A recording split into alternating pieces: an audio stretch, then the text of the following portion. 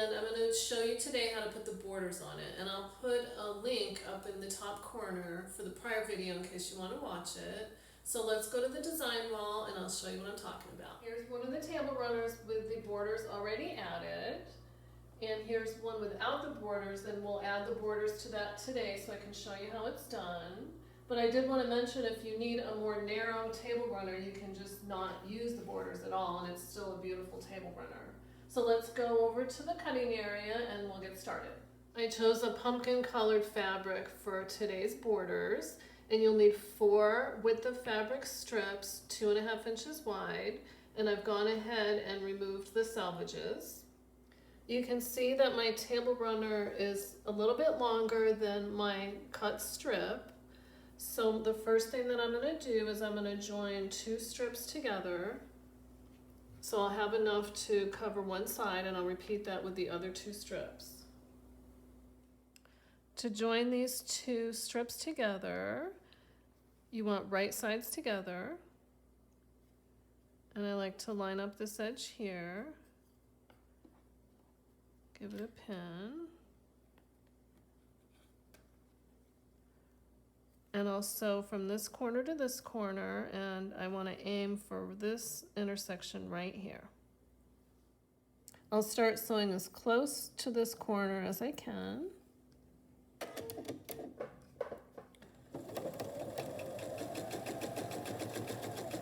And again, I'm aiming for right here.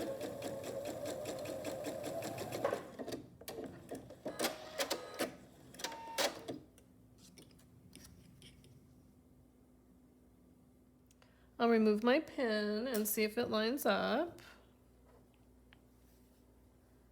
It does. So now I will take my scissors and cut about 1/4 inch, probably a little bit more.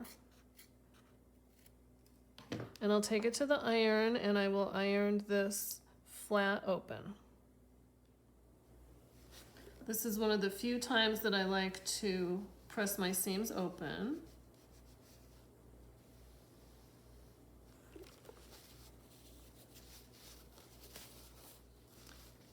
I'll use my scissors again just to clip that little dog ear off.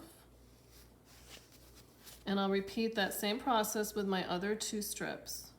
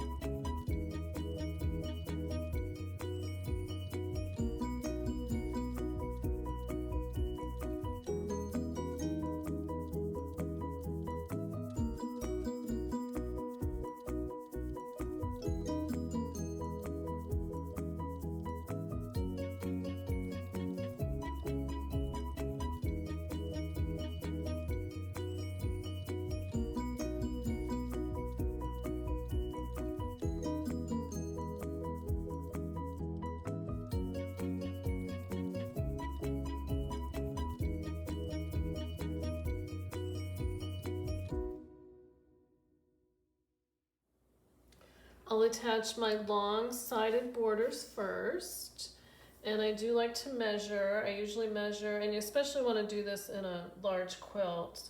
It's not completely necessary in a table runner, but just to show you, you measure down the middle of your project, and that's about 51 5/8, and then you measure either side just to make sure they're even. That's the same. And if they're not even, what you would do is take an average of your measurements to determine how long you want your strip. But these all look the same. So then you would just cut your strip that same exact size, but I'm going to fudge a little bit and use my table runner as a guide, just to make it easier on myself. So I'll line it up, right sides together.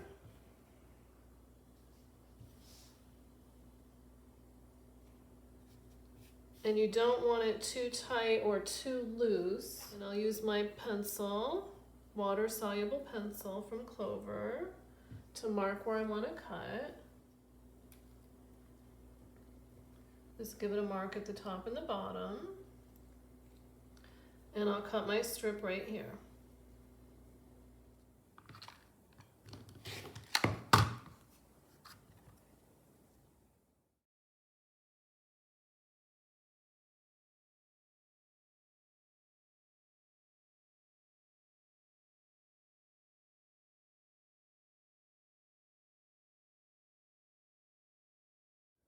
Now I'll pin my first strip in place, and what I'll do is find the center of my strip. I'll just fold it in half.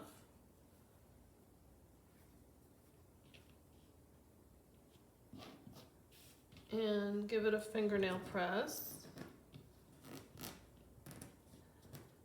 And I'll match up my crease mark to the center of the table runner, which is this point right here.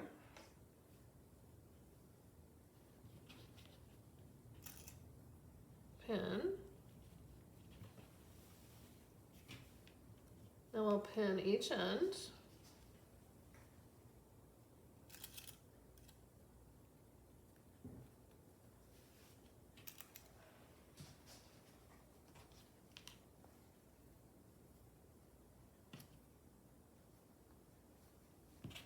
And then I'll add one pin in between each of those.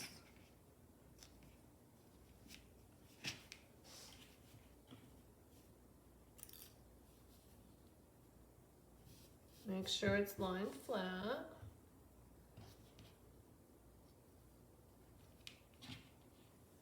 And I'll repeat that on the other side.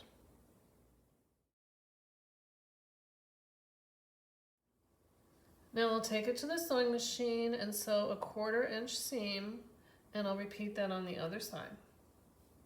These are long seams, so it's kind of nice and relaxing sewing. You can let it rip or take your time.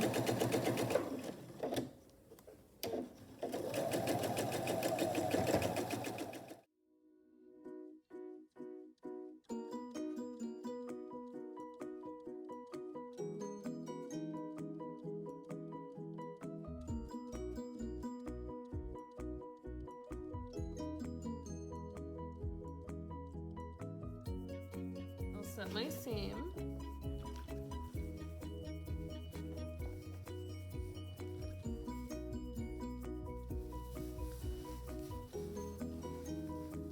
And I will press toward the strip, toward the border strip.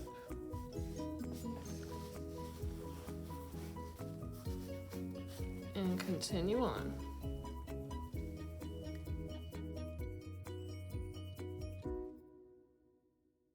With the side borders added, the table runner is now exactly 16 inches wide. So to make things easy, I will just cut my top and bottom borders at 16 inches exactly. I have my ruler lined up at my 16-inch mark.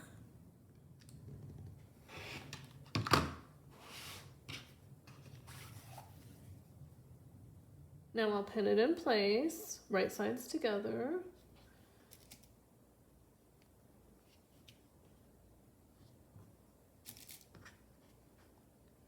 And since it's such a short piece, I'm not going to worry about creasing it in the middle this time.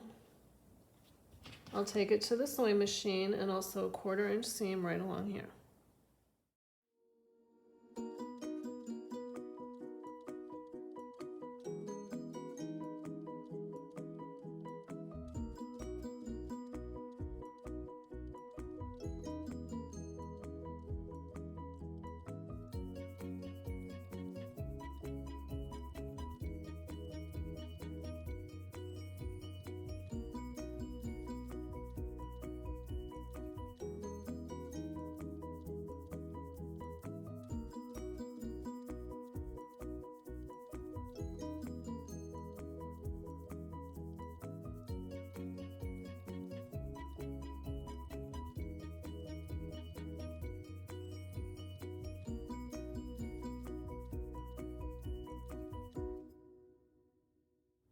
Here's how the table runner looks with the borders attached. It now measures 16 inches wide by 55.5 inches long, so so it's a really nice sized table runner.